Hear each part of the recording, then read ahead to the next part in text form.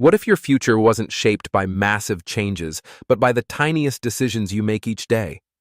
Imagine unlocking the power to transform your health, career, relationships, and mindset, not through sudden breakthroughs, but through small, consistent actions that compound over time.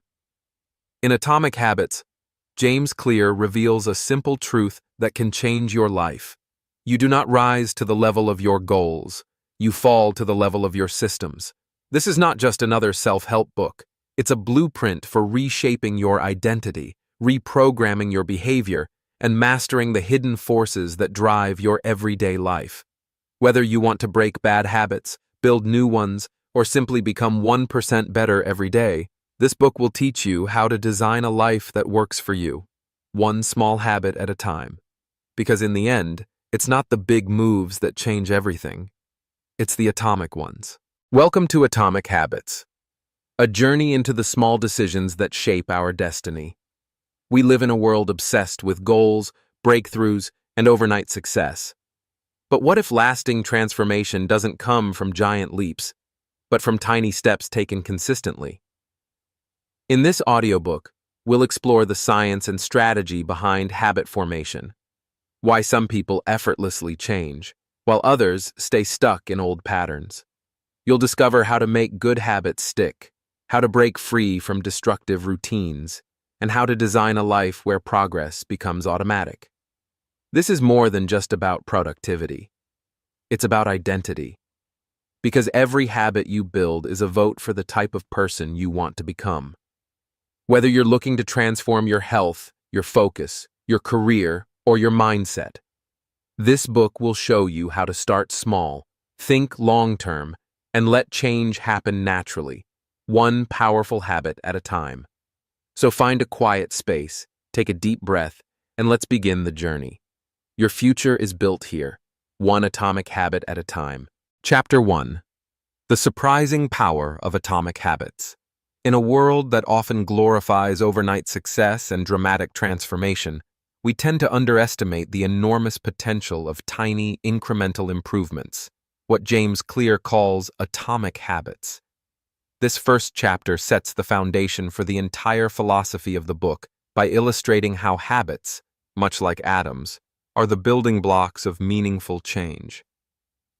Clear opens with a compelling story from British cycling. For nearly a century, the British cycling team was notoriously bad. No Olympic medals, no Tour de France wins, and even bike companies refused to associate with them for fear of reputational damage.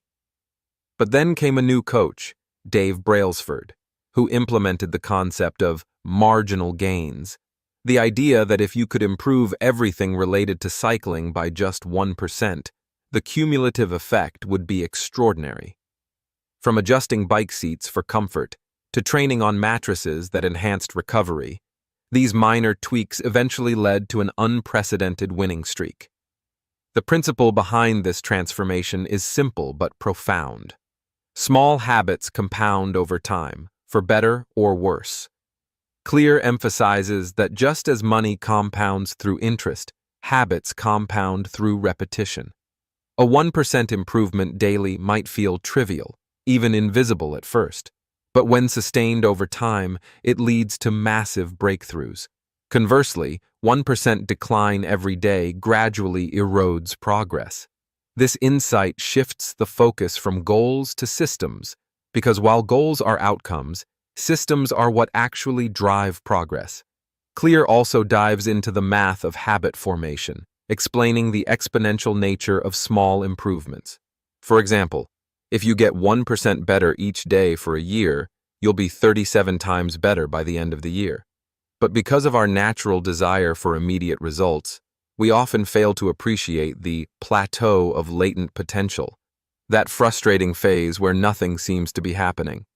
We try to build a new habit, go to the gym, eat better, or write more, but without instant payoff, we give up. Yet Clear insists this plateau is deceptive. Habits don't deliver linear progress. They operate like compound interest, where the most dramatic results come after a long period of consistent effort. This is why patience is essential. Many people fail not because they're doing the wrong thing, but because they abandon the process too early. Clear compares this to breaking a rock with a hammer, not knowing which exact strike causes the rock to split, even though each hit contributes. The split occurs because of all the previous strikes that built up pressure. Habits work in the same way. He also warns us to reframe how we view success and failure. Instead of obsessing over single events, such as publishing a best-selling book or losing 30 pounds, we should focus on the trajectory. Where are our habits taking us? Success is the product of daily habits, not once-in-a-lifetime transformations. This mindset frees us from short-term frustration and anchors our efforts in sustainable progress. Furthermore, Clear debunks the myth that change is only possible through massive action. He points out that behavior change doesn't require motivation, as much as it needs alignment between your habits and your identity. The chapter introduces an identity-based approach, explaining that true behavior change isn't just about what you want to achieve, but about who you want to become. For example, instead of saying, "I want to run a marathon," say, "I am a runner." This subtle but powerful shift reinforces behavior from within. By casting votes for the type of person you want to become through your actions, you reinforce your identity with every small decision. In other words, habits are not just actions, they are signals of your future self. Clear concludes the chapter by setting the stage for the rest of the book. He explains that lasting change comes not from motivation or willpower alone, but from designing an environment that supports good habits, building systems that make the right behaviors easier, and understanding the underlying cues and rewards that shape behavior. The journey to transformation doesn't begin with a grand declaration. It starts with a small step, repeated consistently. Atomic habits are not about doing more. They're about doing better, starting small, and trusting the compounding process. It's about understanding that the smallest improvement, when repeated consistently, has the power to reshape your identity, redefine your future, and create remarkable results beyond anything dramatic change could offer. In this way, James Clear elevates small daily actions into the most powerful force for personal transformation, and challenges us to stop chasing overnight success and start investing in the habits that quietly, steadily shape the rest of our lives. James Clear takes a profound dive into the relationship between habits and identity, arguing that lasting change stems not from behavior modification alone, but from a shift in self-perception. While many people attempt to change their lives by focusing on outcomes, like losing weight, writing a book, or earning more money, Clear asserts that the most powerful and enduring transformation happens when change originates from the inside out, beginning with identity. He introduces 3 layers of behavior change: outcomes, processes, and identity. The outermost layer, outcomes, deals with the results we want. The middle layer, processes, encompasses the systems and habits we adopt to achieve those results. And the innermost layer, identity, is about what we believe about ourselves. Most people focus on outcome-based habits, aiming for goals like, "I want to be fit," but rarely question the deeper belief systems that either support or sabotage those goals. Clear flips the script by suggesting that the key to long-term behavioral change is identity-based habits, those aligned with the person you believe you are or aspire to become. He illustrates this with a powerful example: 2 people trying to quit smoking. When offered a cigarette, one says, "No thanks, I'm trying to quit," while the other says, "No thanks, I'm not a smoker." Though both statements reject the cigarette, only the second reflects a change in identity. The first person still sees themselves as a smoker who's trying to change, while the second has already adopted a new self-image. This subtle difference profoundly affects the consistency and longevity of change. Clear explains that every action we take is a vote for the type of person we believe ourselves to be. You become your habits. Every time you write, you cast a vote for being a writer. Every time you train, a vote for being an athlete. Over time, as these votes accumulate, they reinforce an identity, until it becomes natural. The process of habit formation, then, is really the process of becoming someone. But this shift doesn't require perfection. You don't need to win every vote. You just need to keep voting in the same direction. This concept reframes habits from being chores or tools to being expressions of identity. Rather than seeing habits as tasks to complete, we begin to view them as affirmations of who we are. Clear acknowledges that identity is not static. While it's shaped by past experiences, it can be reconstructed through conscious action. He warns that many people get stuck in rigid self-narratives, statements like, "I'm bad with directions," "I'm not a morning person," or "I have a sweet tooth," which become self-fulfilling prophecies. These beliefs often go unexamined, operating beneath the surface like invisible scripts that dictate our behavior. To change them, we must challenge these assumptions and prove a new identity to ourselves through repeated action. He calls this the two-step process of identity change. First, decide the kind of person you want to be. Second, prove it to yourself with small wins.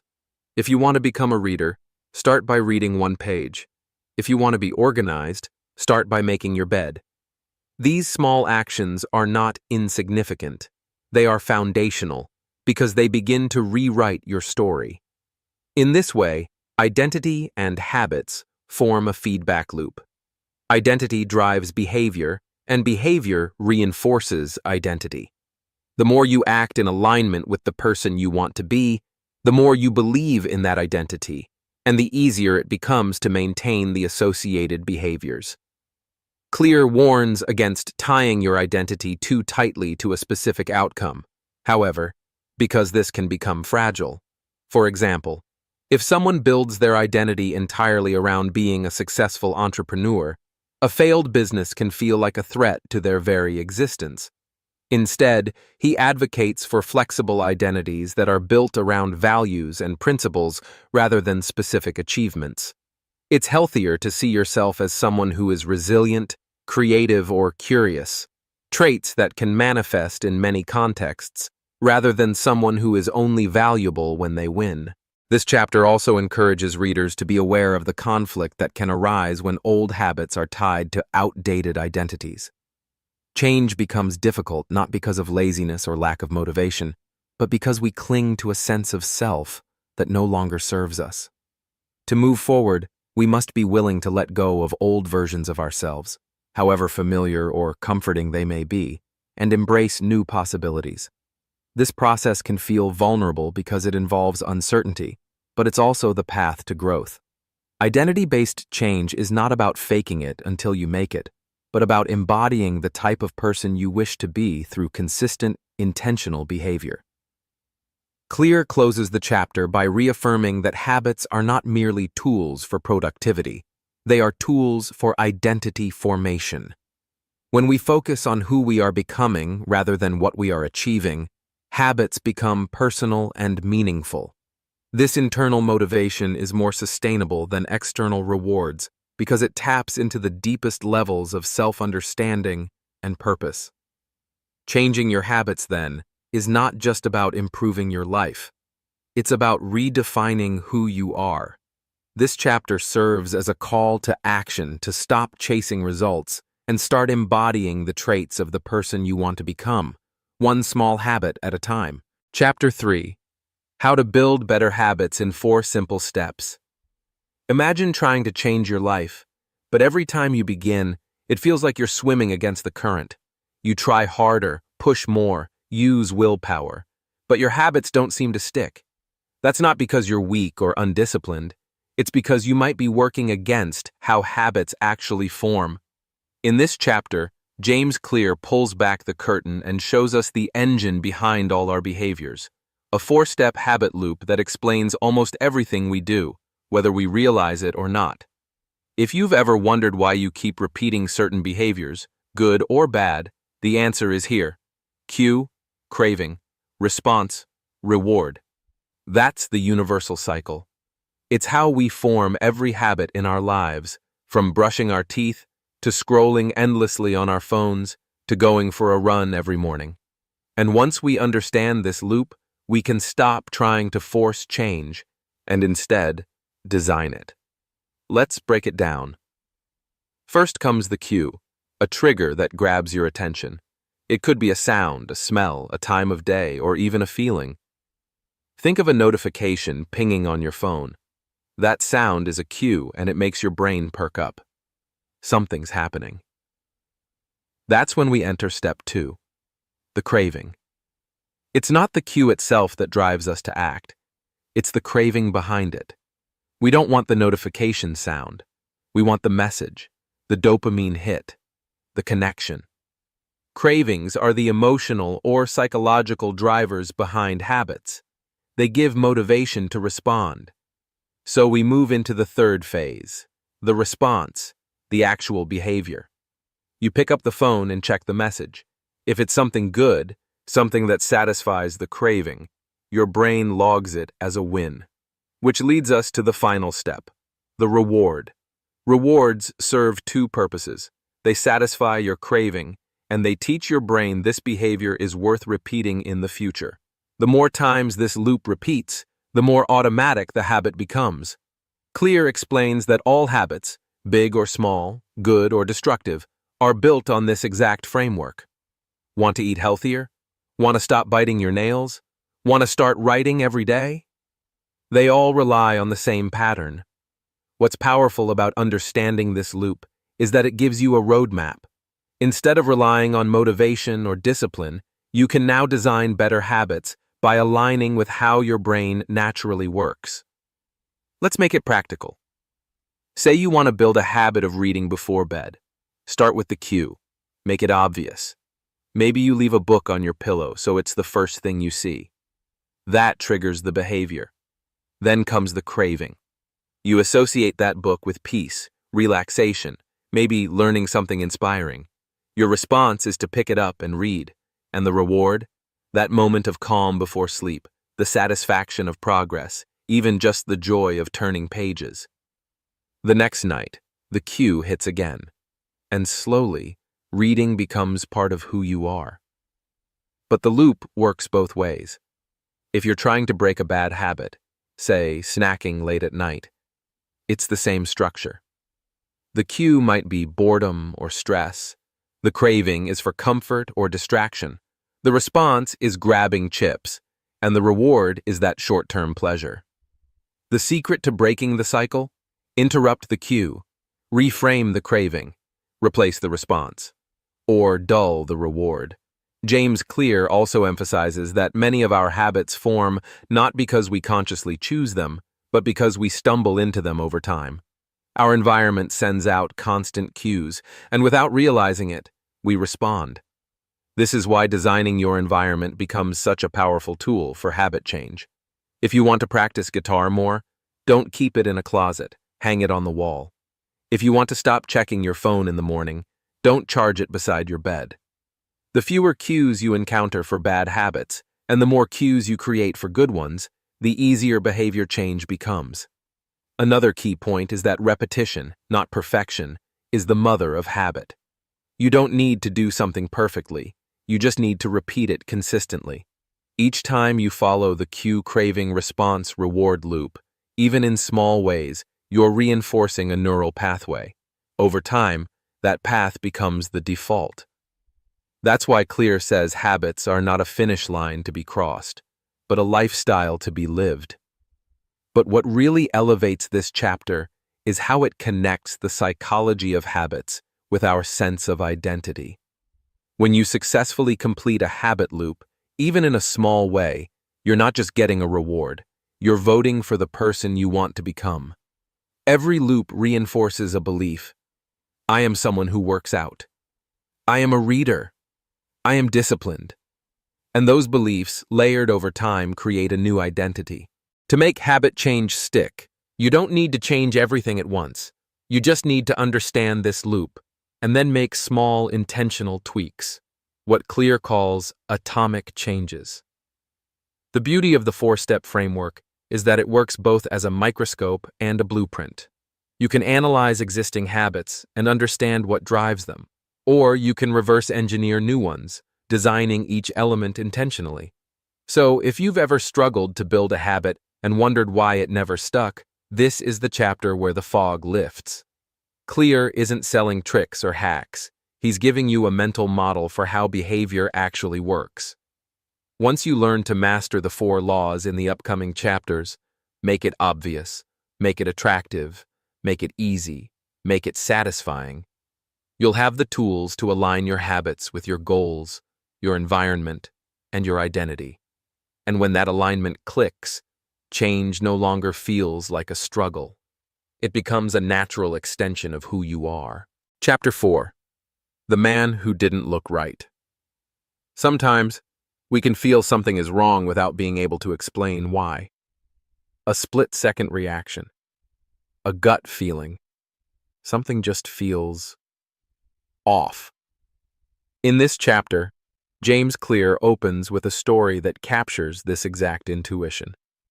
A group of firefighters responded to what seemed like an ordinary kitchen fire. But in the middle of putting it out, the commander suddenly yelled, "Let's get out of here!" The floor collapsed moments later. He couldn't articulate why he made that call. It just didn't feel right. This story isn't about instinct. It's about how the brain, through repeated exposure and subconscious learning, becomes a master of patterns. Over time, we don't just notice obvious cues. We start to sense the hidden ones, the ones we've been conditioned to recognize through repetition. And in the world of habits, that pattern recognition is everything. This chapter introduces the first of the 4 laws, make it obvious. Because every habit begins with a cue, something in your environment or experience that triggers a behavior. But here's the thing. Most of us are completely unaware of the cues that drive our actions. They happen on autopilot. You pick up your phone the moment you feel bored. You open the fridge when you walk into the kitchen. You light a cigarette the second you step outside after a meal.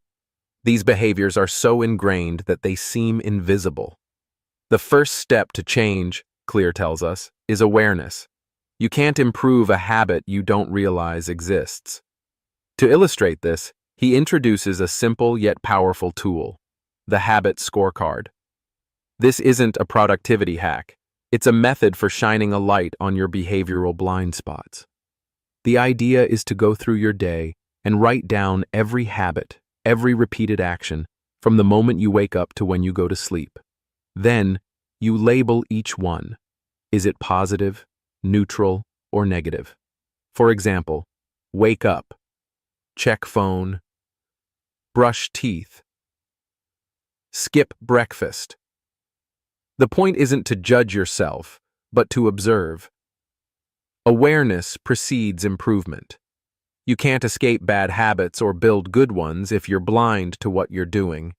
Clear explains that the brain is a prediction machine. Over time, it learns to anticipate rewards based on cues. The more often a cue is associated with a reward, the more automatic the response becomes. That's why habits are so sticky. They become the path of least resistance, and the more you repeat them, the more invisible they become. Habits are like the background music of our lives, always playing, rarely noticed. To regain control, you need to reshape the environment where these cues exist. Because, contrary to popular belief, it's not motivation that shapes behavior. It's visibility. Clear brings up a fascinating experiment. In a cafeteria, simply changing the arrangement of beverages, placing water at eye level instead of soda, led people to drink more water without thinking about it. No pep talk, no health campaign, just subtle design. This is the power of cues. They don't yell, they whisper. But if you change what people see, you can change what they do. So, how do you make a good habit obvious? You design your cues deliberately. One of Clear's favorite tools here is implementation intention, a strategy rooted in specifying exactly when and where you'll perform a habit. For example, I will meditate for 5 minutes at 7 a.m. in my living room. It sounds basic, but research shows that being specific triples your chances of following through. The vaguer your plan, the weaker the behavior. But when a cue is tied to a specific time and place, your brain locks in. Another method is habit stacking, pairing a new habit with one you already do. Let's say every morning you make coffee. Right after that, you could write in a journal. After I brew my coffee, I will write one line about how I feel. Because your brain already recognizes the first cue, making coffee, it becomes easier to attach a second action to it. This is how new behaviors piggyback on old routines and slowly become automatic. The chapter also makes a crucial point about environmental design. Most of us think habits are formed by willpower, but in truth, they're formed by exposure. You don't need more discipline. You need better surroundings. If you want to read more, put a book on your pillow. If you want to practice guitar, put the instrument in the center of your room. Want to snack less? Hide the junk food. The less friction between you and a positive behavior, the more likely it is to happen. And the reverse is true as well. The more friction you create around a bad habit, the less likely it becomes. James Clear explains that we live in a constant loop of cues and responses. But the more we become aware of what triggers our behavior, the more power we have to shape our habits. It's not about being perfect. It's about becoming intentional. He reminds us that we're not victims of our habits. We're the architects of them. And that architecture starts with what we see, hear, feel, and experience every day. Our environment is sending us messages, whether we realize it or not. The key is to listen, take note, and then take control. By the end of this chapter, one truth becomes clear. To build better habits, you must first make the invisible visible. And once you can see your patterns, you can begin to shift them, one cue at a time. Chapter 5. The best way to start a new habit. Starting a new habit can feel like standing at the base of a mountain. You want to climb it, you know the view from the top will be worth it, but figuring out how to take the first few steps often stops people in their tracks. In this chapter, James Clear dives into one of the most critical phases of habit formation, getting started.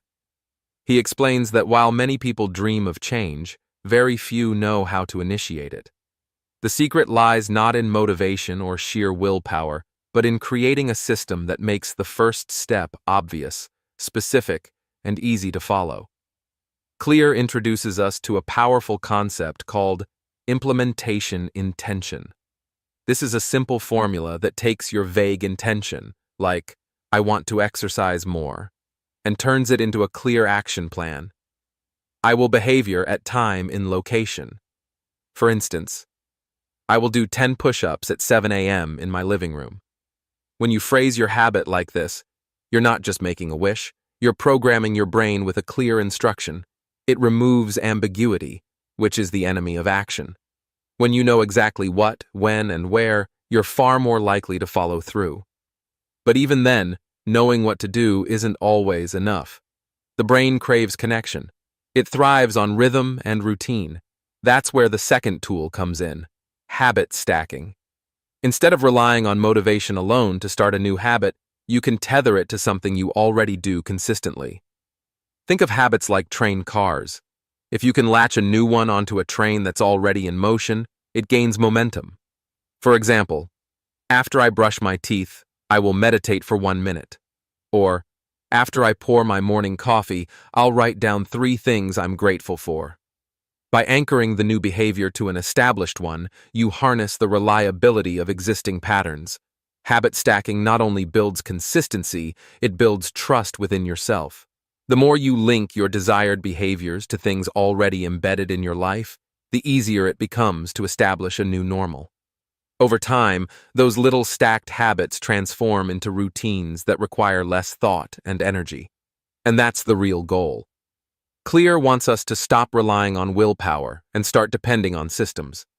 Because systems, unlike motivation, don't fluctuate with your mood or the weather. Clear gives plenty of examples to show how these tools can work in everyday life. Want to start journaling? Stack it right after breakfast. Want to stretch more? Do it after you take off your work shoes. The magic lies in the predictability.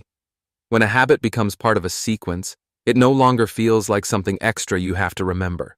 It becomes automatic, like brushing your teeth or checking your phone in the morning. But the beauty of implementation, intention, and habit stacking isn't just about behavior change, it's about identity change. Every time you follow through on a small promise to yourself, you reinforce the belief that you're the kind of person who follows through. That you're not just someone who wants to change, you're someone who does. Over time, these small actions become proof of your new identity. James Clear makes a powerful point here. Building better habits isn't about grand transformations. It's about clarity, consistency, and connection. Clarity in defining the habit, consistency in repeating it, and connection to routines you already trust. When you combine these forces, starting a new habit doesn't feel daunting anymore. It feels natural. In the end, Chapter 5 reminds us that starting is the hardest part, until we make it easy. And making it easy means removing the guesswork, attaching the new to the familiar, and letting momentum do the rest. The next time you want to build a habit, don't just wish for change. Write it down, anchor it to something real, and watch it grow. Chapter 6. Motivation is overrated. Environment often matters more. We often think success is about willpower, that some people are just born more disciplined or more motivated than others. But James Clear challenges that idea head-on. In this chapter, he argues that motivation is fleeting. It comes and goes. But your environment? That's constant. And it shapes your behavior in ways most people never realize. Imagine you walk into a room and see a bowl of apples on the table. You might grab one without thinking. Now imagine that same room, but the apples are hidden in a drawer and a plate of cookies is on the table instead. Which are you more likely to eat? The cookies, of course. Not because you lack willpower, but because the environment was designed to cue that behavior. Clear explains that we often attribute actions to personal failure when the real issue is environmental design. Your surroundings either pull you toward good habits or bad ones. And the truth is, most people live in environments that work against their goals. It's not that they don't want to be healthier, more focused, or more productive. It's that their environment is constantly nudging them in the wrong direction. So instead of relying on self-control, Clear suggests we rely on environmental cues. These are the small signals around you, objects, sounds, locations, smells that prompt behavior. Think of how the smell of popcorn makes you want to eat at the movies, or how seeing your running shoes by the door reminds you to go for a jog. Our brains are wired to respond to these signals, and Clear wants us to use that wiring to our advantage. The goal is to design your space to support the habits you want. Want to read more? Leave a book on your pillow or desk. Want to stop scrolling late at night? Put your phone in another room. Want to drink more water? Fill a big bottle and leave it where you work.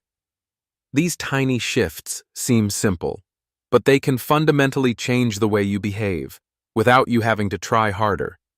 Clear gives real-life examples too, like a hospital that increased water consumption by moving bottled water closer to the checkout area, without changing anything else.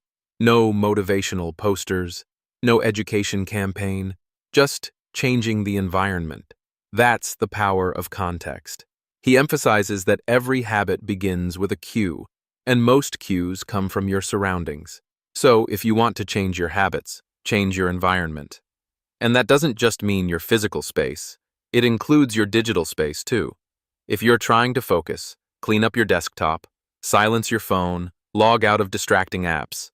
Make the desired behavior easier to start and the undesired one harder to fall into. Clear introduces the idea of environmental priming. This means arranging your surroundings so that they subtly nudge you in the right direction before you even begin, like laying out your gym clothes the night before or prepping your lunch in advance. When your environment is already in harmony with your intentions, taking action becomes almost effortless. One powerful tip Clear gives is to create zones in your living or workspace. For example, have a specific chair where you read, a desk only for deep work, a table just for meals, and a bed strictly for sleeping. This way, your brain starts associating certain behaviors with certain locations. When you sit in the reading chair, your mind slips into reading mode without resistance. When you lie in bed, Your mind prepares for sleep. You build mental grooves over time, simply by creating physical boundaries. But what if you share a small space or can't control your environment completely? Clear suggests managing what you can. Even small changes, a headphone for silence, a tiny ritual to signal a shift in activity, or rearranging your phone apps, can create new behavioral cues. You don't need a perfect space. You just need intentional design. He also warns us to beware of invisible cues. These are the ones we don't notice but still respond to, like keeping your phone in your pocket, which leads to checking it constantly, or having junk food within arm's reach. The trick is to become aware of them and consciously remove or replace them. Out of sight, out of mind isn't just a cliché, it's a cognitive reality. In closing, Clear reminds us, your environment is the invisible hand that shapes your behavior. If you want to change your habits, stop blaming yourself and start redesigning your space. Make good habits obvious.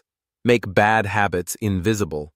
Stop trying to be someone you're not through willpower, and start becoming who you want to be through smarter design. By controlling your environment, you take control of the most powerful force in behavior change, not motivation, not discipline, but the world you move through every single day. Chapter 7. The Secret to Self-Control. We often think of self-control as a battle, a war between who we are and who we want to be. We picture it as gritting our teeth, resisting temptation, and pushing through pain. But in this chapter, James Clear offers a much gentler, smarter truth. The best way to win a battle against temptation is to avoid fighting it in the first place. Self-control, he says, isn't about becoming superhuman. It's not about being stronger than your cravings. It's about not putting yourself in situations where those cravings are activated to begin with. The secret isn't being more disciplined, it's being more strategic. Clear begins with a powerful observation. Those who seem to have the most self-control actually use it the least. Why? Because they've carefully designed their lives to minimize temptation. Their environments don't constantly test their willpower. They've pre-decided the path of least resistance. So good behavior happens automatically. Let's take an example. Imagine someone who eats healthy all the time. It's tempting to think, wow, they must have amazing self-discipline. But look closer. You'll likely find they don't keep junk food in the house. Their fridge is full of fresh produce. Their snacks are pre-portioned. They don't visit fast food places. In short, they've removed the triggers that would cause a struggle in the first place. They're not resisting temptation. They're simply not exposed to it. Clear connects this insight to the 4 stages of habit formation: cue, craving, response, and reward. The cue is the spark. Without it, the rest of the chain never even starts. That's why avoiding the cue is so powerful. If you never see the cookie, you don't crave the cookie. No craving, no reaction. Problem solved before it begins. He references a fascinating historical study: Vietnam War soldiers who became addicted to heroin overseas. Many people feared they'd bring that addiction home. But surprisingly, when they returned to the US, most of them quit immediately. Why? Because their environment changed. The triggers were gone. Their surroundings no longer whispered, "use." This shows how tightly habit is linked to location and cue, and how removal is often more effective than resistance. This is the heart of the message. Self-control is easier when you don't need it.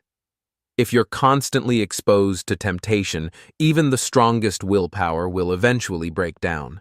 But if you never put yourself in that situation, you've already won. So how do we apply this in daily life? First, we need to become cue-aware. What are the environmental triggers that start your bad habits? Is it seeing your phone on your desk that makes you check it every 5 minutes? Is it walking past the kitchen that leads to snacking? Is it turning on the TV out of habit rather than desire? Once you identify your cues, eliminate them. Out of sight, out of mind works because we are cue-responsive creatures. Move your phone to another room during work. Hide the junk food on a high shelf. Cancel streaming services if they're wasting your evenings. It sounds extreme, but Clear reminds us, every decision you automate frees up energy for things that matter. It's not about living like a monk. It's about being intentional. If you're trying to stop drinking, don't hang out at bars. If you want to read more, put books where you'll see them. If you want to stop procrastinating, block the websites that pull you in. The fewer decisions you have to make in the moment, the better your long-term choices will be. Clear also emphasizes identity alignment. The more we see ourselves as someone who doesn't need to resist because they simply don't do that anymore, the easier habits become. A former smoker who says, "I'm trying to quit," still sees themselves as a smoker. But one who says, "I don't smoke," has rewritten their identity. And that identity shapes every choice thereafter. We often put ourselves in harm's way, thinking we'll have the strength to resist. But it's better to walk a different route entirely. Don't test your willpower. Test your wisdom. Can you build a life where the temptations are weaker than your goals? Clear summarizes this with a simple but profound truth. Disciplined people structure their lives in a way that doesn't require heroic willpower. And if you want to master your habits, that's the model to follow. Don't rely on force. Rely on design. To wrap up, Chapter 7 isn't a lecture on how to become stronger or tougher. It's an invitation to become more thoughtful. If you want to change your behavior, don't try to overpower your impulses. Remove the situations that give those impulses a voice. Build a space, a system, a schedule, and a strategy that makes the right choices feel natural and the wrong ones invisible. Because the real secret to self-control isn't about fighting temptation. It's about never needing to fight it at all. At the end of the chapter, Clear reinforces one key idea. Habits are not just actions. They're emotional experiences. If you want them to last, they must feel rewarding, joyful, and meaningful. That's what makes a habit magnetic. That's what keeps you coming back. So here's the takeaway. Pair things you have to do with things you want to do. That's temptation bundling. Surround yourself with people who naturally reinforce your desired habits. Reframe your mindset to make good habits feel like gifts, not chores. Layer joy, ritual, and emotion into your routines. And most of all, make your habits attractive, and they'll pull you in effortlessly. Because when something feels good, you don't need to force it. You simply follow the pull. Chapter 8. How to Make a Habit Irresistible. Imagine your habits like magnets. Some pull you in effortlessly, scrolling social media, binge-watching shows, grabbing a snack. Others, the ones you know are good for you, reading, exercising, journaling, feel like a grind. Why is it so easy to do what's bad for us and so hard to do what's good? In Chapter 8, James Clear reveals a simple truth that changes everything. We repeat behaviors not because they're good or bad, but because they're attractive. Every habit starts with a cue, but what keeps it going is craving, a powerful emotional desire.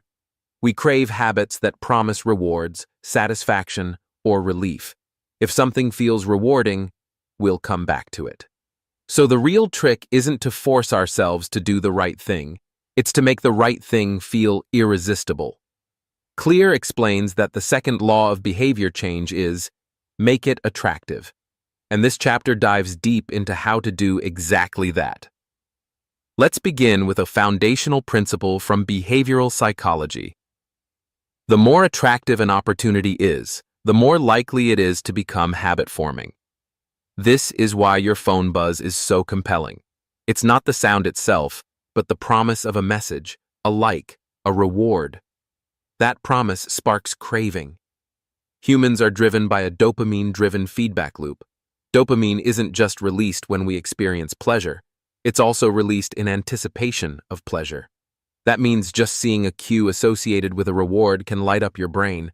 The sight of your favorite coffee shop, the smell of popcorn, or the feel of your couch triggers a desire before any action is taken. This is where Clear introduces a powerful strategy. Temptation bundling. Temptation bundling means pairing an action you want to do with an action you need to do.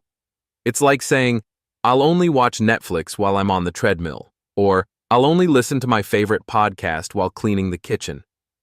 This technique harnesses craving to your advantage. You take the natural attraction of one behavior and use it to anchor another habit to it. This works because the brain starts to associate the reward, entertainment, with the habit, exercise, making the habit more enjoyable and thus more likely to stick. Suddenly, the treadmill isn't something you dread.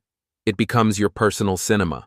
That craving for fun now fuels your consistency. Clear also discusses how culture shapes attractiveness. We don't just imitate what's pleasurable, we imitate what's socially rewarded. We want to fit in, be admired, and gain approval. So we tend to adopt habits that are praised by the close, our friends and family, the many, our larger community, the powerful, those we respect or look up to. This means one of the most overlooked tools for habit change is your environment of people. Want to get fit? Join a gym where fitness is the norm. Want to write more? Surround yourself with writers. We subconsciously adopt the behaviors of those around us because we crave connection. That craving becomes the emotional fuel that drives new routines. Here's where it gets practical. Clear says, if you want to make a habit attractive, you have to learn to associate it with positive emotion. Don't just go to the gym, go with a friend. Don't just eat healthy. Make your meals colorful and creative. Don't just wake up early. Enjoy the quiet sunrise with a good cup of coffee. The more enjoyable the experience, the more likely it'll stick. He gives a brilliant tip. Reframe your habits. Instead of saying, I have to wake up early, say, I get to start my day peacefully before the world wakes up. Instead of, I need to work out, say, I get to build strength and confidence today. This shift in language turns obligation into opportunity, and opportunity into attraction. Another subtle but powerful tool Clear introduces is creating motivation rituals. This means building a tiny reward into the start of your habit to get your mind excited. It might be lighting a scented candle before journaling, playing a favorite song before starting work, or brewing a great cup of tea before reading. These little pleasures pull you toward your routine. And remember, craving always comes before action. So if you want consistent action, you need consistent craving. The goal isn't to force discipline, it's to create desire. And that desire is something you can engineer. Chapter 9. The role of family and friends in shaping your habits. Humans are social creatures. From the moment we're born, our behaviors, beliefs, and habits are deeply influenced by those around us. In this chapter, James Clear explores one of the most powerful yet often overlooked forces behind habit formation: our social environment. Imagine you want to quit smoking.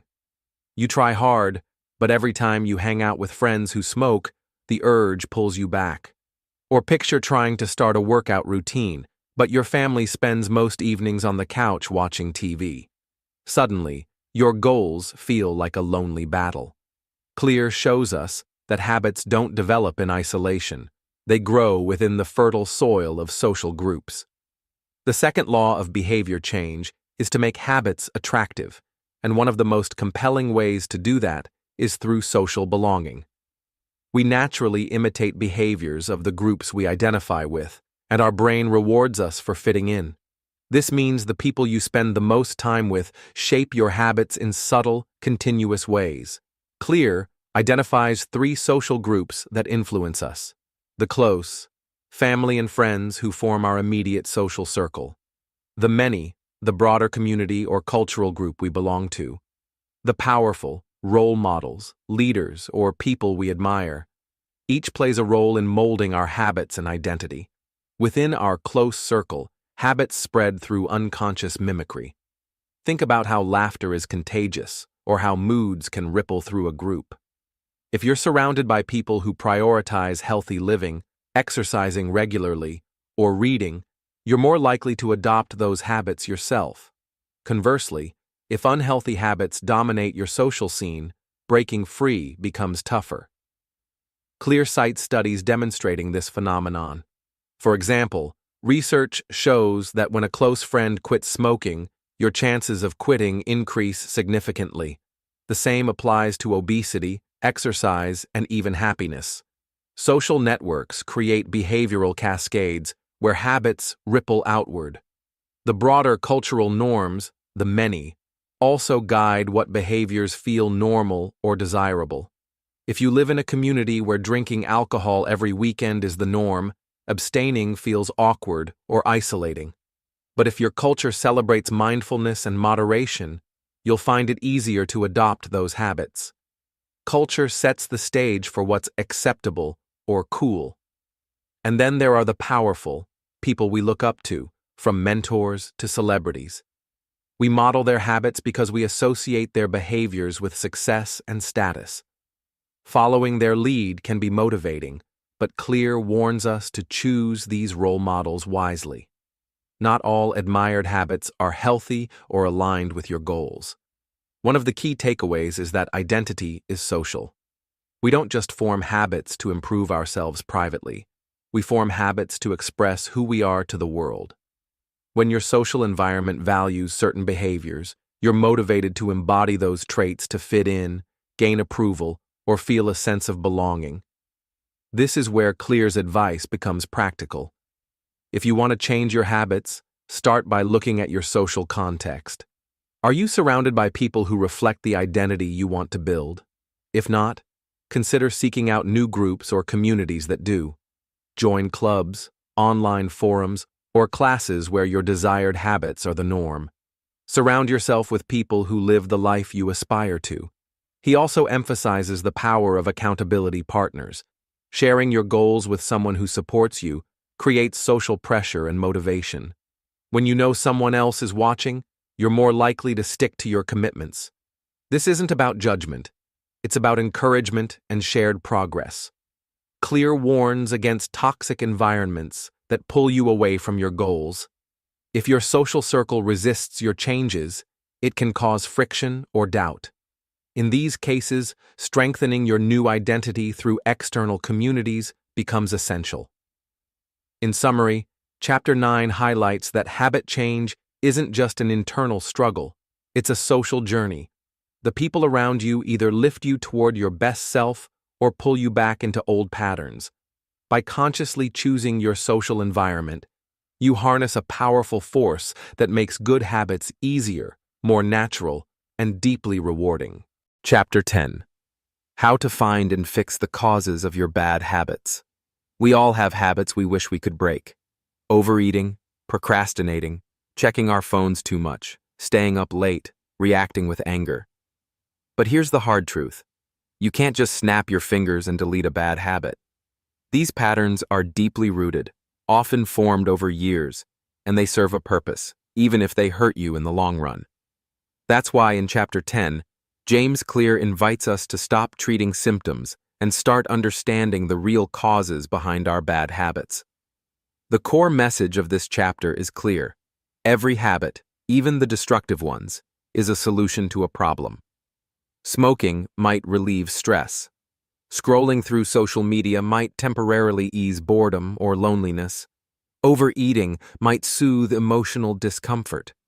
The behavior itself might be harmful, but it exists for a reason. And if you want to change it, you have to understand what it's doing for you. Clear introduces the idea of cue-induced craving. Habits are triggered by cues, something in your environment, your emotional state, or your routine. But the real driving force is the craving, the feeling you're trying to satisfy. This means bad habits often begin when you're trying to avoid something uncomfortable: anxiety, pain, fear, uncertainty. For example, think about procrastination. On the surface, it looks like laziness, but dig deeper and you'll often find fear of failure, fear of not being good enough, or fear of discomfort. So you avoid the task to avoid the feeling. The real problem isn't the behavior, it's the emotion behind it. To change a bad habit, Clear urges us to reframe the craving and find a healthier, more effective solution to the problem that caused the habit in the first place. If you overeat to reduce stress, can you learn deep breathing, meditation, or journaling as an alternative outlet? If you scroll endlessly on your phone out of boredom, can you replace it with a walk, a book, or a phone call with a friend? But before you can fix the problem, you have to spot the pattern. That's where awareness becomes your most powerful weapon. You can't change a habit you're not even aware of. Clear recommends keeping a habit scorecard, a list of your daily habits, written out without judgment. Just notice, observe, track. You're not trying to shame yourself. You're trying to understand your behavior like a detective at a crime scene, curious and analytical. This simple exercise can be eye-opening. You begin to notice the unconscious loops that shape your day. I wake up, check my phone, I feel anxious, so I open the fridge. I sit down to work, but I get distracted by email. Patterns emerge, cues become visible. Only then can you begin to intervene. Clear emphasizes the importance of identity once again. Bad habits often persist because they align with an outdated or unexamined version of yourself. Maybe you believe you're a night owl, so you stay up late even when you're exhausted. Or you believe you're someone who just hates exercise, so you avoid it. But when you start building a new identity, I'm someone who values rest, or I'm becoming a person who takes care of their body, your behaviors can follow suit. To stop a bad habit, make it invisible, unattractive, difficult, and unsatisfying. These are the 4 laws of behavior change in reverse. If checking social media is a problem, try logging out, deleting the app, or keeping your phone in another room. If you always snack in front of the TV, break the cue by rearranging your environment. Don't rely on willpower alone. Design friction into the habit. But even more powerful than changing the environment is changing your story. Clear reminds us, the story you tell yourself about your habits is often more important than the habits themselves. If you believe you're a slave to your cravings, you'll act like one. But if you believe you have the power to pause, reflect, and choose differently, your habits begin to lose their grip. He offers practical suggestions, like using implementation intentions, clear plans that say, if situation X arises, then I will do behavior Y. For instance, if I feel the urge to eat when I'm not hungry, I'll drink a glass of water and take 3 deep breaths. This prepares your brain to act differently in familiar situations. Another strategy is to use temptation bundling, pairing a behavior you need to do with something you enjoy. If you dread exercising, watch your favorite show only while working out. You're not just breaking a bad habit, you're building a better one in its place. Ultimately, Clear helps us see bad habits not as moral failures, but as misdirected solutions. They're often signals, clues to deeper needs we haven't yet learned how to meet in healthy ways. When we approach them with curiosity instead of guilt, we open the door to meaningful, lasting change. Chapter 11. Walk slowly, but never backward. James. Clear opens this chapter with a calming but profound mantra. Walk slowly, but never backward. In a world obsessed with hacks and shortcuts, this principle cuts through the noise. Progress doesn't have to be fast, it just has to be forward. He reminds us that building good habits and breaking bad ones is a game of consistency over intensity. It's better to show up every day and improve 1% than to push yourself so hard that you burn out, stop, and regress. The real magic of habit formation lies in staying in motion, no matter how small the steps. But let's be honest, consistency is hard. It's not flashy. It's not thrilling. It's doing the same things day in, day out, even when you're tired, even when no one's watching, even when it feels like nothing is changing. That's where discipline and identity come into play. Clear makes a key point here. Success is the product of daily habits, not once-in-a-lifetime transformations. If you want to become fit, you don't need to run a marathon tomorrow. You just need to exercise regularly. If you want to become a writer, you don't need to write a novel in a weekend. You just need to write a little every day. What matters is the direction you're heading, not how fast you're going. The danger comes when we stop showing up altogether. Missing one workout or one journaling session isn't a disaster, but when missing once becomes missing twice, and then becomes your new normal, that's when backward steps begin. Clear calls this the second mistake. The first mistake is unavoidable. It happens. Life gets in the way. But the second mistake, that one's a choice. And it's the one that breaks the streak. To protect against this downward spiral, Clear suggests a mindset shift. Never miss twice. Missing once is human. Missing twice is the beginning of a new and often bad habit.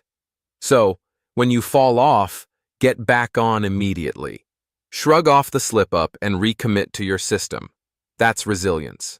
The key here is not perfection, but recovery. The best performers aren't perfect. They're just better at bouncing back. They know that motivation fades, but habits anchored in identity last. When you see yourself as someone who trains or someone who writes, you return to the behavior not because you feel like it, but because it's who you are.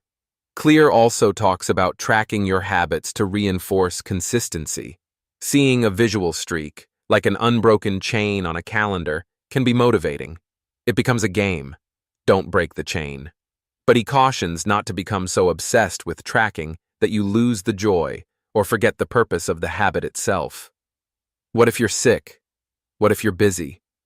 In those moments, do something, even the tiniest version of your habit. If your habit is going to the gym, maybe all you do today is 5 push-ups at home. If your habit is writing, maybe you just jot down 1 sentence. It's not about the intensity. It's about maintaining momentum.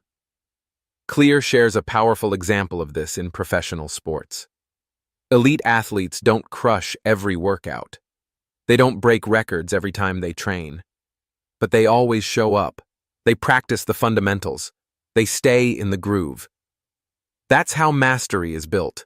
Not through bursts of greatness, but through sustainable repetition.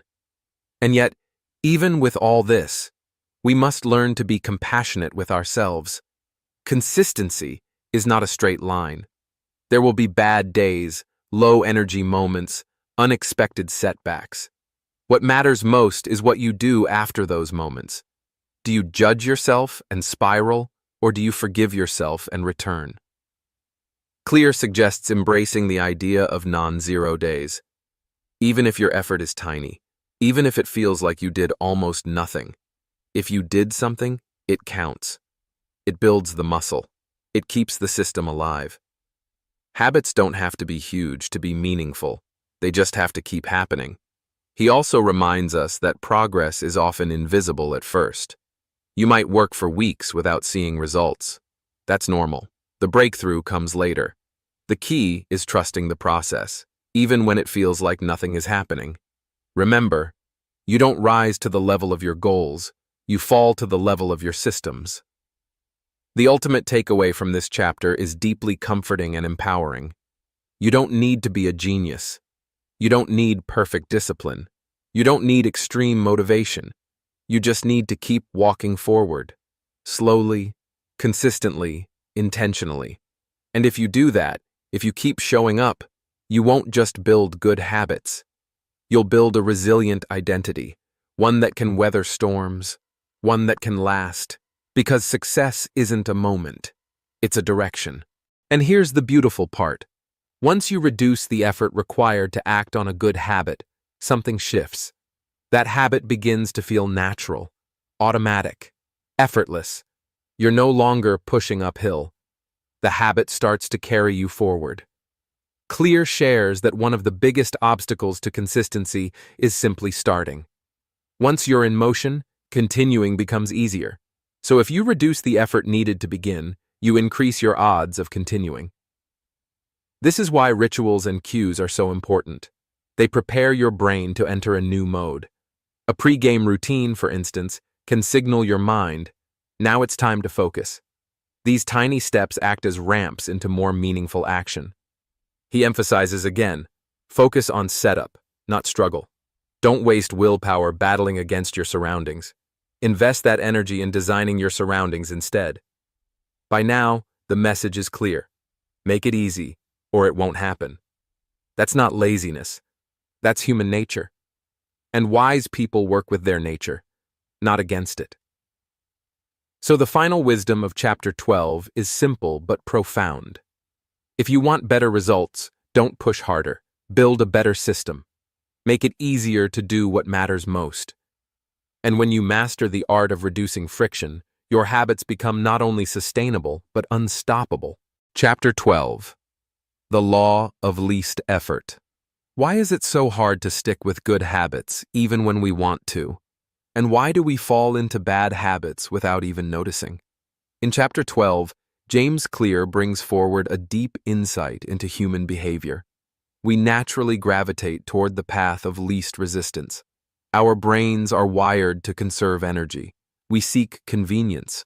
We are drawn to whatever is easiest, whether it's turning on Netflix instead of reading, ordering fast food instead of cooking, or scrolling social media instead of working on our goals. This isn't a character flaw. It's biology.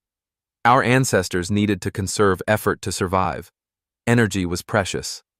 So the brain evolved to favor efficiency, to choose habits that required less physical or mental work.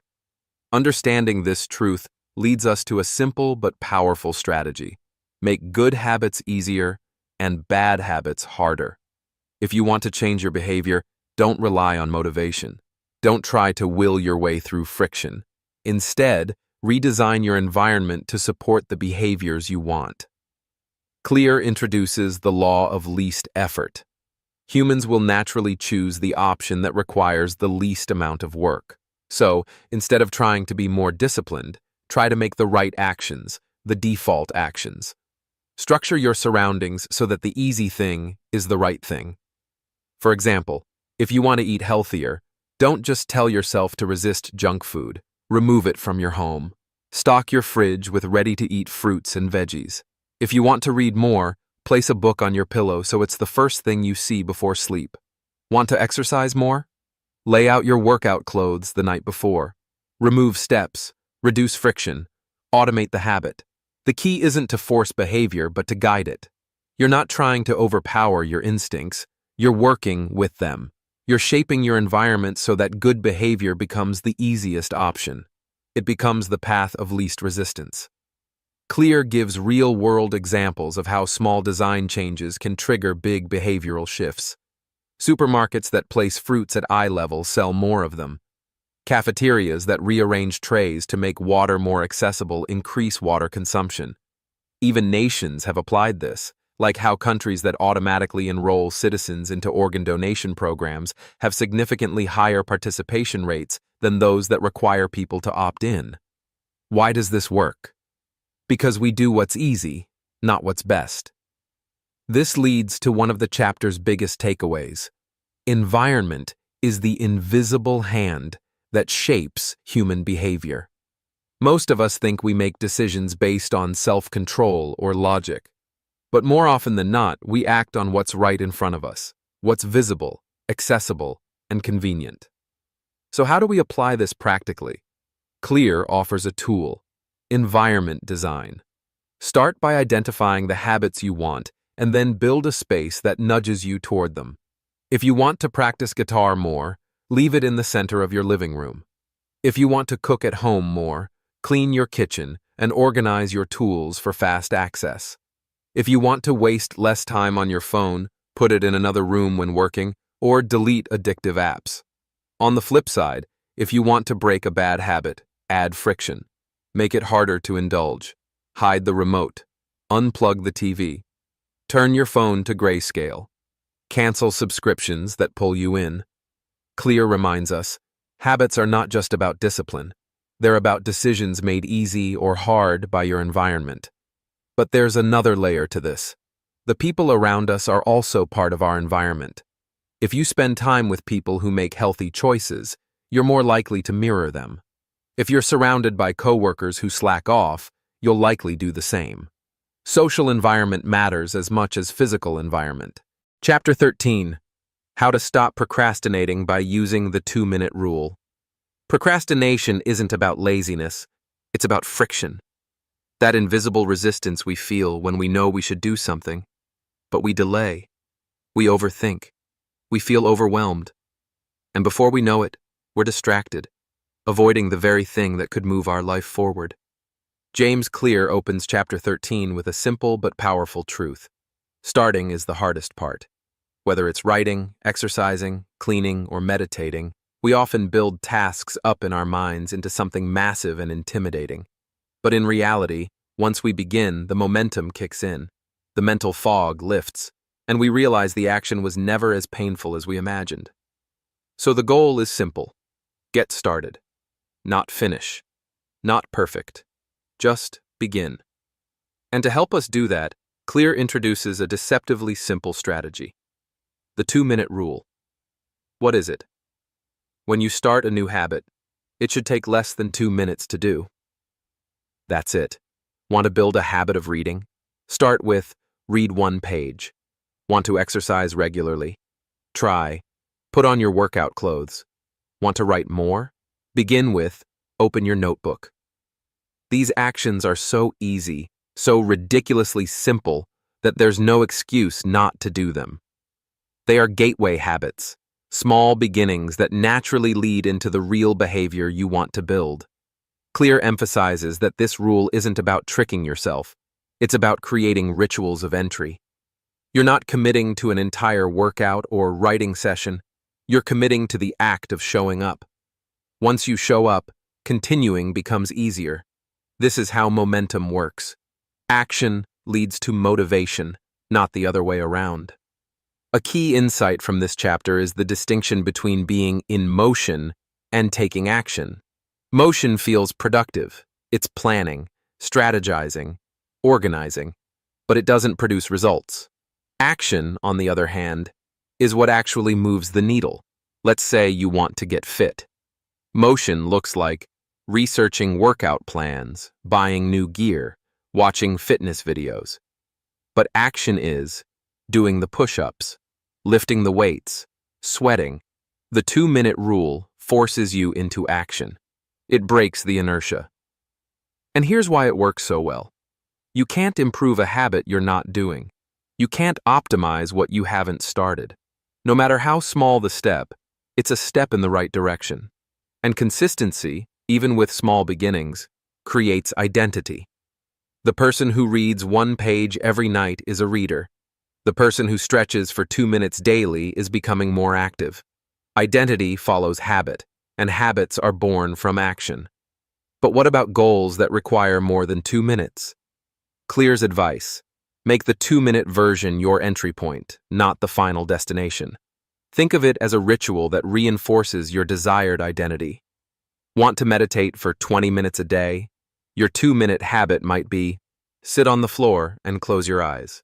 From there, you often go further, not because you have to, but because you've already begun.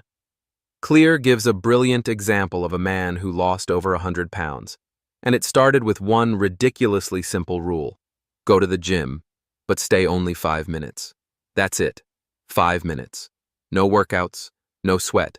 Just build the habit of going. What happened? After weeks of just showing up, the man began doing more, naturally. His brain accepted the habit. His identity began shifting. I'm the kind of person who goes to the gym. From there, real change took root. Not through force, but through flow. This is the brilliance of the 2-minute rule. It bypasses resistance. It works with your psychology. Because most of the time, we're not avoiding the action. We're avoiding the start of the action. Clear also warns, don't confuse small habits with low standards. The point isn't to stay at 2 minutes forever. It's to become the person who does the thing consistently. Once that identity is formed, the rest becomes easier. Longer sessions, deeper focus, greater results. They all grow from that small seed. Let's put this into a real-life framework. You want to build a habit? Ask, what's the 2-minute version of this? You want to break a habit? Ask, what's the smallest friction I can introduce to slow it down?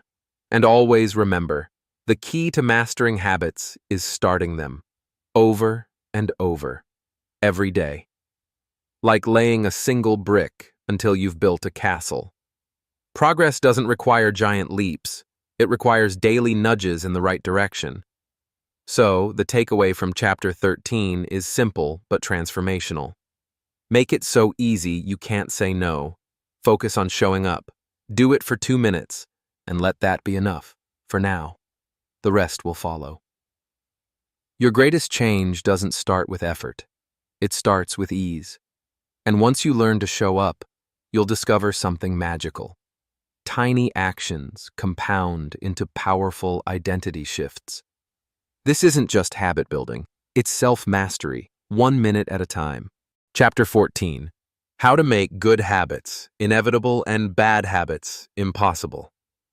Most of us approach habit change with willpower alone, gritting our teeth and hoping we'll be strong enough to resist temptation when it shows up. But in this chapter, James Clear flips the script. He argues that success doesn't come from trying harder. It comes from designing smarter systems. If you want to make good habits inevitable and bad ones nearly impossible, you need to eliminate friction for the behaviors you want and add barriers to the ones you don't. It's not about self-control, it's about environment control. Let's break it down. Think about how easy it is to watch TV. You sit down, the remote is within reach, the screen is already connected to Netflix, and boom, you're in episode 6 before you realize it. Now compare that to reading a book, which might be in another room or buried in your bag. The difference? Friction. The easier a behavior is, the more likely we are to do it. Clear introduces a brilliant strategy here, the commitment device. A commitment device is a decision you make in the present that locks in better behavior for your future self. It's like building a moat around your future actions, protecting your goals from your momentary impulses. For example, if you want to eat healthier, you can unsubscribe from food delivery apps or buy only healthy groceries. If you want to spend less time on social media, you can delete apps or log out after each session. The key idea is to make your bad habits inconvenient and your good habits automatic. One compelling example he gives is the story of Victor Hugo. When struggling to finish a book on deadline, Hugo locked away all his clothes so he couldn't leave the house, and the only thing left to do was write. That's a commitment device. It removes the option to escape and makes the desired action inevitable. Now, how do we make good habits unavoidable? Clear offers several strategies, but one of the most powerful is automation. Use technology, schedules, or rules to make good habits consistent. Automate your savings so you don't have to remember. Set a daily time block for writing, working out, or meditating. When something is scheduled, when it's wired into your system, it stops being a question of motivation. It becomes a routine. He also encourages creating one-time decisions that shape your environment for the long haul. Buying a water filter so you drink more water. Setting up auto payments to save money. Rearranging your home so your guitar is out in the open and your phone is out of reach. These small strategic choices remove the need for daily willpower. They make good habits your default mode. What's especially powerful about this chapter is the idea that you don't rise to the level of your goals. You fall to the level of your systems. And the best systems are the ones where the path to success is the path of least resistance. The reverse is also true. If you want to kill a bad habit, don't try to resist it. Make it difficult. Add friction. Make it painful. Cancel your streaming subscription. Give your friend control over your social media passwords. Put your phone in another room while you work. The harder it is to act on your bad habits, the less power they have. Clear also talks about the role of identity here, reaffirming the idea that behavior change is identity change. Every time you follow through on a good habit, you reinforce the identity you want to build. And when your environment is aligned with your desired identity, change becomes effortless. So if you want to be the kind of person who writes every day, designs an environment where writing is the default. If you want to be someone who doesn't smoke, make it inconvenient to access cigarettes and surround yourself with people who support that identity. In the end, Chapter 14 gives you this liberating truth. You don't have to be perfect. You just have to be prepared. By using commitment devices, smart design, and one-time decisions, you can build a world where good habits happen without force, and bad habits wither from lack of fuel. It's not about discipline. It's about design. And the best habits don't rely on effort. They rely on structure. In the end, Chapter 15 reminds us that habit change isn't about discipline alone. It's about design. You don't need more willpower. You need better feedback. Make the new behavior feel good. Make the bad one feel uncomfortable. And let your brain do what it naturally does: seek pleasure and avoid pain. This is the cardinal rule. Behaviors that are immediately rewarded get repeated. Behaviors that are immediately punished get avoided. The sooner you feel successful, the faster the habit takes root. So stack those wins. Track your growth. And above all, make good habits feel like something you want to do, not just something you should do. Because when your habits feel good, you don't need to force them. They carry you forward. Chapter 15. The cardinal rule of behavior change. At the heart of every lasting habit is a simple rule. We repeat behaviors that are immediately rewarded and avoid ones that are immediately punished. This is the cardinal rule of behavior change, and it governs how habits are formed or broken over time. In this chapter, James Clear zooms in on one of the most overlooked aspects of habit formation: the role of immediate rewards. Now let's be real. Many of the habits we want to build are good for us in the long run, but they don't feel great in the moment. Waking up early, saving money, working out, studying, these actions don't always deliver instant pleasure. On the other hand, bad habits, like scrolling social media, eating junk food, or procrastinating, often come with immediate satisfaction, even if they hurt us long term. So, what happens? We're drawn toward short-term pleasure and away from delayed gratification. That's human nature. But here's the good news. You can hack this system. You can make good habits more rewarding now, not just later. And by doing so, you give your brain a reason to repeat them. Clear explains this through the concept of immediate returns versus delayed returns. In the immediate return environment, actions have instant consequences, like in ancient times when eating a poisonous berry meant immediate sickness. In the delayed return environment, which we live in today, actions often lead to results far in the future, like exercising today for better health years from now, or investing money you won't touch for decades. Our brains are wired for the first kind of environment. That's why habits that offer quick wins, like eating sugar or getting a like on Instagram, are so addictive. They give your brain what it wants: fast feedback. To build better habits, we have to bring future rewards into the present. That means attaching something satisfying right after completing a positive habit. Why? Because what is immediately rewarded gets repeated. Clear gives us the key technique here: habit stacking with immediate reinforcement. This is when you pair your new habit with something pleasurable. For example, after I work out, I'll drink my favorite smoothie. After I save money, I'll transfer a small amount to a fun fund for something I enjoy. After I clean the house, I'll play 10 minutes of my favorite video game. These tiny reinforcements train your brain to crave the action, not because of the action itself, but because of what comes after. It's not bribery. It's neuroscience. And it works. Clear also highlights the danger of unrewarded good habits. Think about it. If you finish a workout and immediately jump into a stressful meeting, your brain starts to associate exercise with anxiety, not relief. That's a recipe for burnout and avoidance. You have to close the habit loop with a positive feeling. Now, what about bad habits? Here, the principle flips. What is immediately punished gets avoided. But the problem is, many bad habits feel great at first. The punishment is delayed. The solution? Make the consequences of bad habits immediate.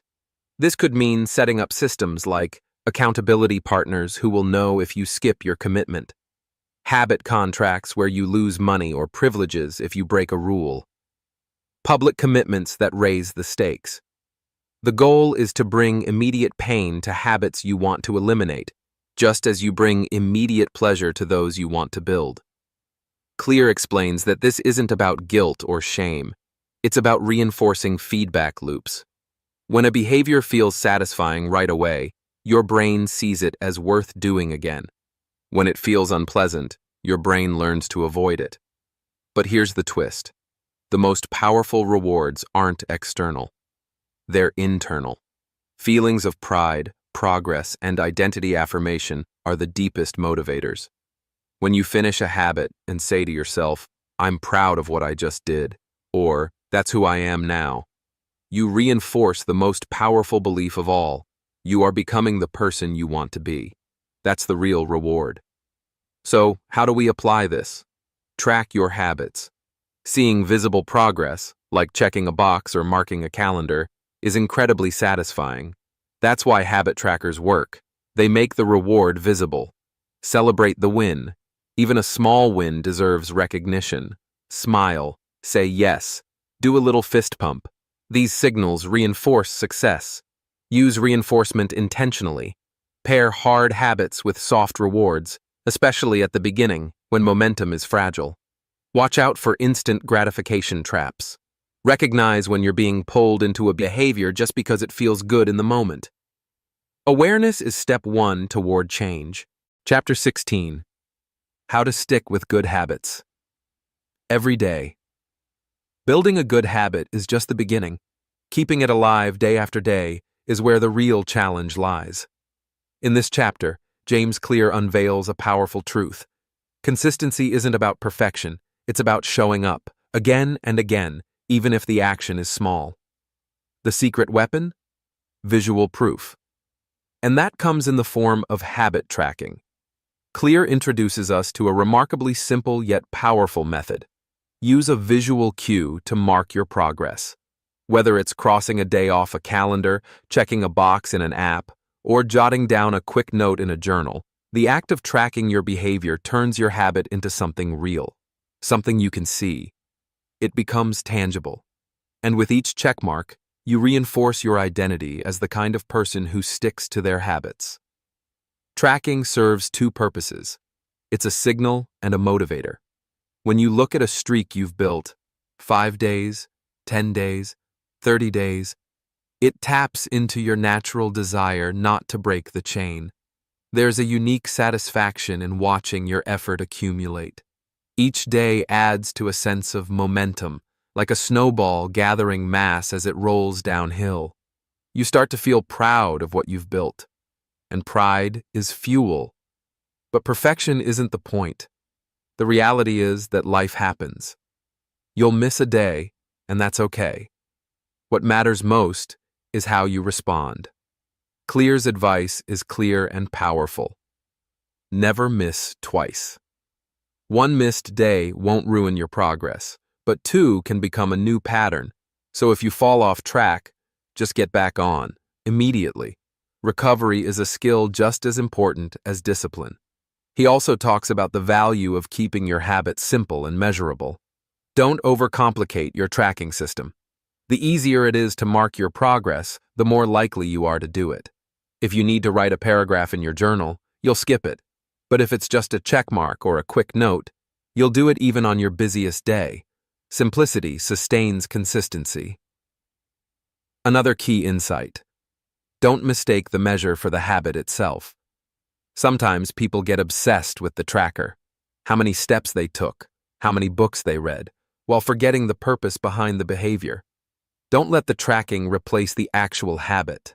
The tracker is a tool, not the goal.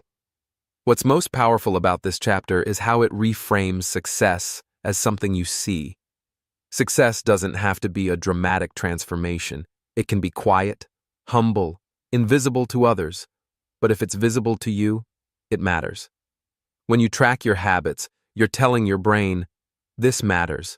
I'm making progress." And progress, even tiny, is the most powerful form of motivation. So the real art of sticking with good habits isn't about willpower or raw discipline. It's about setting up systems that show you your own progress.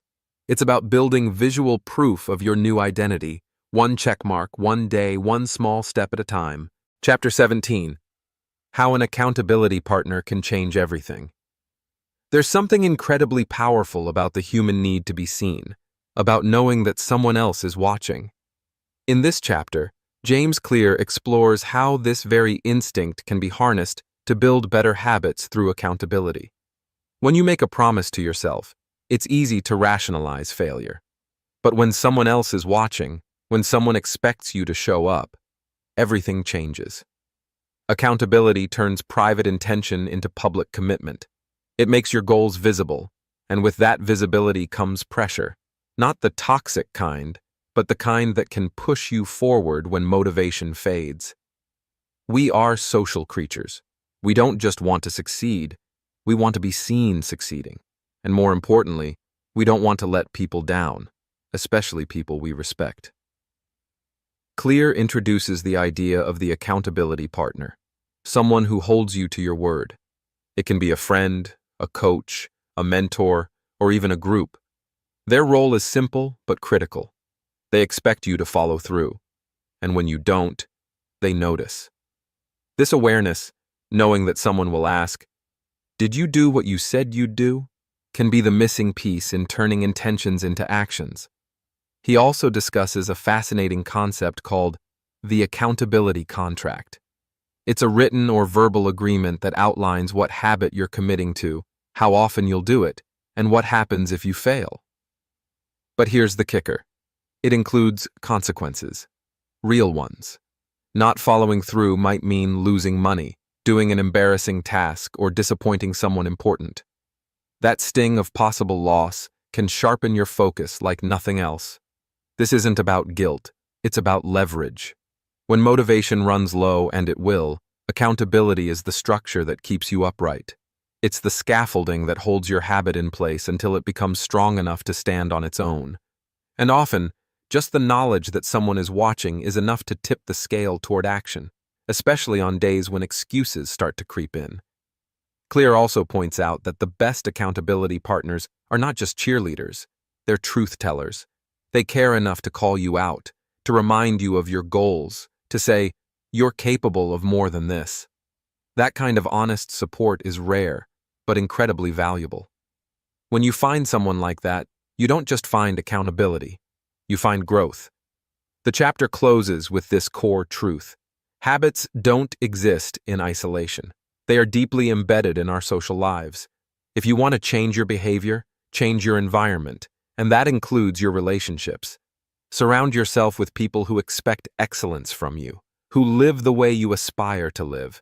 Their presence will quietly elevate your standards. Ultimately, accountability isn't just about pressure, it's about partnership. It's about inviting someone into your journey, someone who helps you rise when you're tempted to fall. And with that kind of support, even your hardest habits become a little easier to stick with, day after day, choice after choice. Chapter 18. The Truth About Talent. When genes matter and when they don't. At some point in our journey of growth and change, we all ask the question, do I have what it takes? And in this chapter, James Clear takes a deep dive into the role talent and genetics play in shaping our habits, our success, and our long-term performance. It's not the typical motivational fluff that says, anyone can do anything. Instead, Clear offers a grounded, honest, yet empowering perspective. Your genes do matter, but they don't define you. They help you find your lane. What you do inside that lane is what ultimately shapes your destiny. He begins with a reality check. We're all born different. Some people are naturally better at sprinting. Others are better at solving puzzles, painting, speaking, or organizing. It's not defeatist to acknowledge this. It's strategic. Because understanding your natural inclinations helps you choose the habits and pursuits that align with your strengths. Clear emphasizes that success isn't about forcing yourself to be great at something unnatural. It's about finding where your natural talents intersect with effort and interest. This is your genetic sweet spot. He describes it as the area where your biology gives you a slight edge and your passion gives you fuel. In that zone, progress feels smoother, habits stick easier, and the long game becomes more sustainable.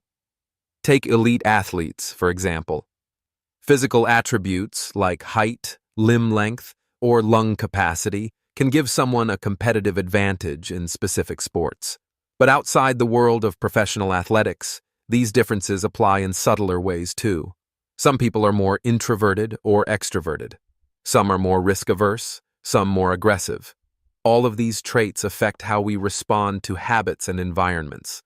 If you lean into them instead of resisting them, you build momentum. But talent alone isn't enough. In fact, relying solely on talent can be a trap. What separates peak performers from everyone else isn't raw ability, it's consistency. Talent is a starting point, not a guarantee. If anything, a small natural advantage becomes massive only when it's multiplied by years of deliberate habit. As Clear puts it, genes cannot make you successful without habits to back them up. So, how do you find your sweet spot? Clear offers 3 guiding questions. What feels fun to you but like work to others? What comes naturally to you that others struggle with? Where do you get better results than most people with less effort? When you answer these honestly, you begin to see patterns. And these patterns point to areas where forming habits will feel less like an uphill battle and more like a natural rhythm. He also introduces the idea of exploring and exploiting.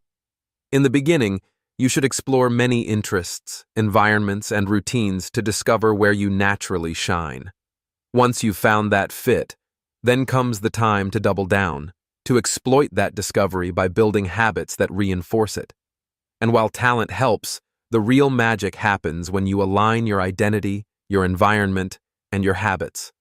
If you see yourself as someone who thrives in your chosen field, and your environment reinforces that identity, then your habits become automatic. Effort becomes flow, and you start to operate at a higher level with less resistance. Ultimately, this chapter is not about accepting limits. It's about choosing wisely. You can become excellent at many things, but you'll become world-class at very few. Your job is to align your habits with your gifts, not to wish for different ones. When you do that, you don't just build better habits, you build a better version of yourself that feels authentic, empowered, and equipped for long-term success.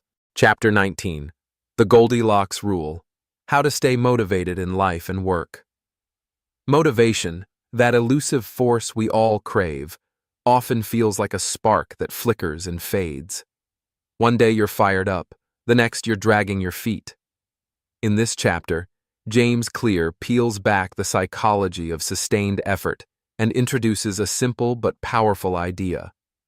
The Goldilocks Rule. It's the idea that humans experience peak motivation when they're working on tasks that are just the right level of difficulty. Not too hard, not too easy, but just right. Think back to a time when you were completely absorbed in something. Maybe it was a game, a project, or learning a new skill. Chances are, it challenged you enough to keep things interesting but wasn't so difficult that it left you overwhelmed. That's the sweet spot the Goldilocks Rule describes. Clear explains that when a task is too easy, you get bored. When it's too hard, you get anxious or discouraged. But when it sits right at the edge of your current abilities, just difficult enough to stretch you, you enter a flow state where time melts away and effort feels enjoyable. He illustrates this principle using the story of tennis legend Steve Prefontaine and other high-performing individuals who pushed their limits incrementally, never taking on more than they could handle, but also never backing down from a challenge.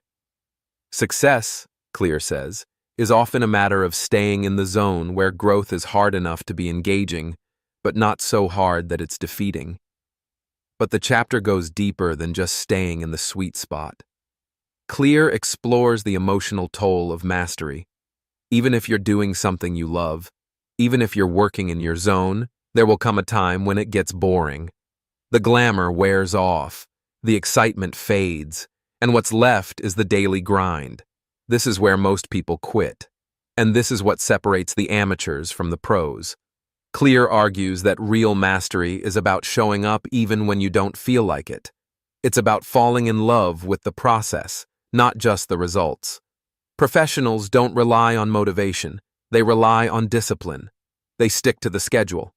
They understand that boredom is not a sign of failure. It's a sign of progress. He brings up the example of elite performers like Olympic athletes, writers, musicians, and CEOs. They don't necessarily love every workout, writing session, or meeting, but they keep showing up. They've internalized that consistency beats intensity. They know that the road to success isn't paved with lightning bolts of inspiration. It's built on the quiet, repeated decisions to do the work. So how do you apply this? You start by designing your habits to ride that Goldilocks edge. If your habit is too easy, raise the bar slightly. Make it a touch harder. If it's too difficult, simplify. Break it down into something just a bit above your current skill level. That's where engagement lives. That's where growth happens. Next, prepare for the inevitable. Boredom. Expect it. Welcome it. Because if you want to be great at anything, you'll have to do it even when the thrill is gone. Clear calls this the plateau of latent potential, the period when progress is invisible and motivation dries up. Most people give up, but if you can persist, you'll break through. The Goldilocks rule isn't just about performance, it's about sustainability. It's the key to enjoying your habits long term. It's what keeps your brain stimulated and your willpower intact. And once you grasp it, you can stop chasing motivation and start designing systems that carry you through the ups and downs of the journey. In the end, Chapter 19 isn't about doing the hardest thing. It's about doing the right thing, at the right level, over and over again. That's how you win. That's how you stay motivated. And that's how small habits evolve into extraordinary outcomes. Chapter 20. The downside of creating good habits. At first glance, habits seem like the holy grail of personal transformation. Automatic actions that reduce decision fatigue, create consistency, and lead to long-term success. And they are. But in this final chapter, James Clear reminds us that habits, for all their power, come with a hidden cost. When taken too far, or left unchecked, they can subtly narrow your vision, limit your creativity, and stifle growth. The truth is, the very automation that makes habits efficient can also make them dangerous. Habits are mental shortcuts. They let us conserve energy, streamline our actions, and move through life more fluidly. But once something becomes automatic, it also becomes unconscious. We stop paying attention. We stop asking whether it's still serving us. In the beginning, your habit helps you grow. Over time, it can trap you in a routine that no longer aligns with who you're becoming. Clear compares this to the career of a professional. Take a chef, for instance. When they first learn their craft, they experiment, explore new cuisines, make mistakes, and stretch their boundaries. But once they master the basics and build routines, they risk stagnation. If they don't challenge themselves to innovate, their once brilliant habits become limitations. They default to the familiar, and creativity withers. The same goes for all of us. Good habits help you become efficient, but they can also make you rigid. You might become so focused on following your routine, your gym schedule, your work rituals, your productivity hacks, that you stop seeing the bigger picture. You stop asking, is this still the best way? Am I still moving in the direction I want to go? Clear emphasizes the importance of reflection and review. He encourages us to step back regularly and evaluate our habits, our systems, and our goals. Just because something worked yesterday doesn't mean it works today. Just because a habit made sense when you started doesn't mean it still fits the person you've become. He introduces a practice he personally uses: an annual review and an integrity report. The annual review tracks what went well, what didn't, and what can improve. The integrity report is more introspective. It asks whether you're living in alignment with your values and what kind of person you are becoming through your habits. This kind of self-awareness is crucial because habits should serve your identity, not trap you inside it. Because here's the danger. When habits become too automatic, they can turn into blinders.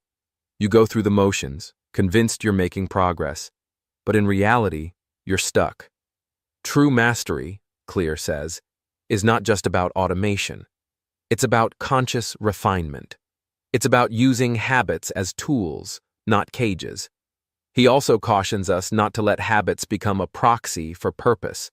Getting in shape, earning more money, reading more books. These are great goals, but they're not ends. They're means to a deeper purpose, living a meaningful life, connecting with others, growing into the best version of yourself. If you're not careful, you can mistake progress for purpose. You can win the game of productivity and still feel empty inside. So what's the solution? It's flexible discipline. It's the ability to stay consistent with your habits while also staying open to change. It's understanding that routines are maps, not territories. They can guide you, but you must still pay attention to the terrain. Be willing to adjust. Be willing to question. Be willing to evolve. In wrapping up the book, Clear reminds us that atomic habits are not the goal. They are the path. They are the small decisions and actions that shape who we become. But we must always remain aware of why we started, where we're headed, and whether the system we've built still serves the life we want to live. Habits matter, yes, but self-awareness matters more. And in the end, the ultimate form of growth is not automatic. It is intentional. And so, here we are. You've just completed a journey through one of the most powerful frameworks for change ever written. But this isn't the end. It's the beginning. Because real transformation doesn't come from listening to a book. It comes from applying what you've learned, one small action at a time. You now hold the tools to design a new identity, one that's shaped not by willpower, but by the systems you put in place. Remember, small habits, repeated daily, are not just routines. They're votes for the person you are becoming. The change you seek is already in motion. All it needs is consistency. So start today. Start now. One atomic habit at a time. If this audiobook inspired you, help us share it with others.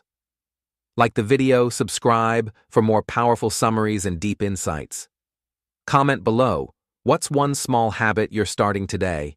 And if you found value here, check out our full collection of audiobook summaries designed to help you grow, bit by bit, day by day,